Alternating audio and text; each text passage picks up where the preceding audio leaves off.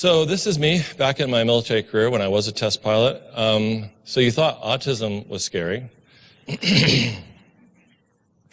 We are entering the danger zone. And we're entering the danger zone because when you start to comment on big agri and big pharma and big government, Stephanie, you attract a lot of favorable attention, don't you?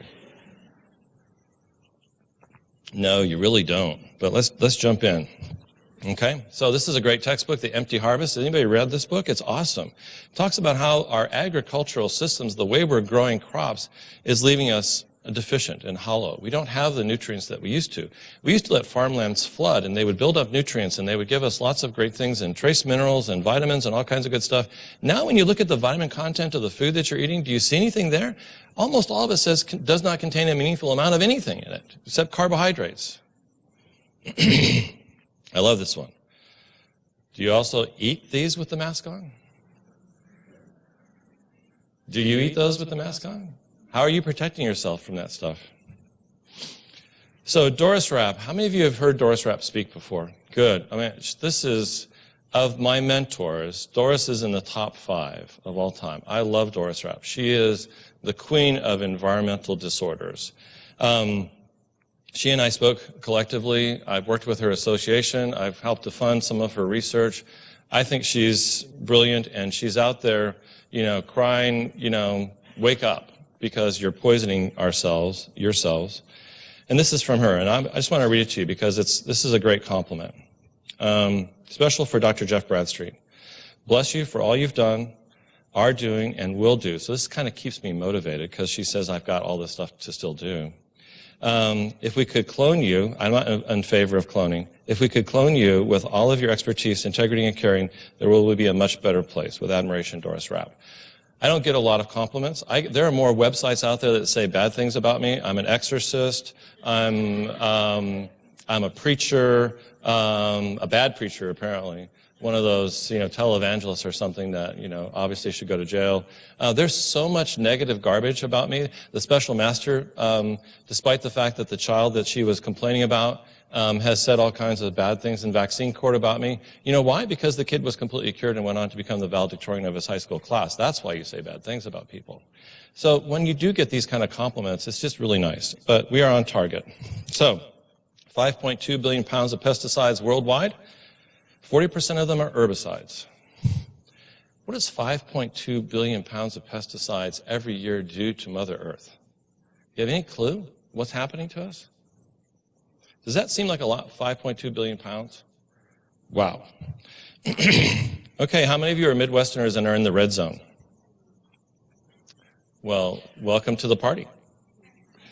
That's the runoff, according to the U.S. Department of Agriculture. So it really doesn't matter if you think you're organic, because the rain, the dust, the wind around you isn't organic. Environmental chemical exposures and autism spectrum disorders, a review of the epidemiological evidence. There's a whole bunch of evidence, by the way. It falls into immune, endocrine, epigenetic, microbiome, and mitochondrial disorders.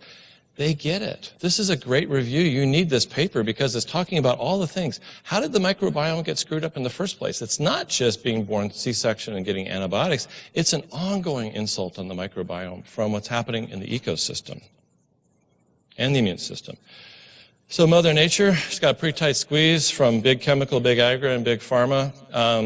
We're not treating her very nicely anymore, and Mother Nature has a dark side. She does kind of get angry and come back and rebel. So this is from current problems in pediatric adolescent health care. I just turned them yellow and pulled them out of the paper. These are not my rewording of it. These are their words. Out of a chemical universe topping 80,000 agents, over 1,000 have laboratory evidence of neurotoxicity, but only a small fraction have been studied in humans during critical windows of development. Wow. Rice.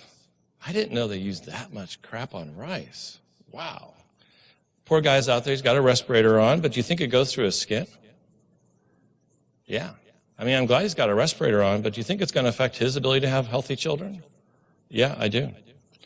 So you thought you were safe because you didn't live on a farm, you weren't using chemicals in your house, you don't put Roundup on your weeds at your house. I hope you don't, right?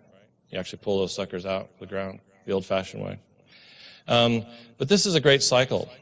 It shows that regional transport of these chemicals is occurring. Dust, rain, water, runoff, all of that is exposing you no matter how organic you think you are. Now, being organic is great because it reduces some of that burden, but it doesn't keep you clean. Modern farmers, I covered up who this was actually talking about for my own safety. Our farm crops make their own neurotoxins, and that is absolutely the truth. We now have been able to incorporate genetically into crops the ability to make neurotoxins. They're aimed at the insect's neurological system, so the bugs will get crazy and fall off the leaf. But what do you think it does to you? Pesticides and autism, this is environmental health perspectives. This is from the CHARGE study, which is the University of California, Davis, who's doing some really great work and isn't afraid to tell the truth. And they're a big institution, and they're Californian, so they can talk about the environment and not get beat up and go to jail. So that's a good thing, okay? They're talking about all the bad stuff that's out there and how it is associated with autism and how they've been able to show its association through the CHARGE study. How close you live to a farm, how close you live to a highway, how close you live to an airport, all affects your risk of autism. Doesn't that look like fun? Don't you want that job? Do any of you have this job, by the way? Is anybody a farmer and doing this? I feel bad for you if that's the case. So that looks like, you know, something from some toxic waste in a sci-fi movie or something, doesn't it? This is how they distribute it. Yeah. So a helicopter. Talk about aerosolizing and just getting it mixed out there indiscriminately. Bees and birds and anything out there is getting exposed to this. I know you want to shoot yourself now, right? It's a happy lecture, though, isn't it? I feel pretty good about it. Assessments of the level of damage to the genetic material of children exposed to pesticides in this little village. It's bad. They're getting exposed in a bad way. This is an amazing study. This actually shows that organochlorine pesticides concentrate in the fetus. They're higher in the umbilical cord and the fetus than they are in the mother. I didn't actually know that until I read this. It's being concentrated in the baby, in the womb. So Bacillus thuringiensis, the source of Bt toxin, is just a bug. It's natural. It's completely natural. In fact, the Bush administration made Bt, which is it's bacterial, it's natural, right? Mother Nature made that on the natural products list. You can be organic and have Bt and Bt toxin. So what about Bt toxin? It's called cry. Makes me want to cry. So cry toxin is this thing that's designed to basically puncture the intestinal tract lining, break down the intestinal barrier. So now you have defects within the intestinal tract lining. How many of you think you have a kid with leaky gut? Okay? You're getting exposed more likely to cry toxin than you realize. And one of the reasons you have leaky gut and resultant inflammatory bowel disease that maybe doesn't just need anti-inflammatories, but a change in the exposure to these environmental chemicals, because this is what happens. So these are microvilli, and the red stuff is cry toxin attached to the microvilli and breaking through, and you can see the red stuff is actually broken through the epithelial border, is inside the intestinal wall. That's the cry toxin. You want to have that for breakfast, lunch, and dinner every day? And you wonder why your kids have belly aches and why changing the probiotic that you're on or putting them on antibiotics doesn't make them necessarily feel better. Until you resolve this issue, you're not going to get that better. So this is a great cartoon to help you remember that.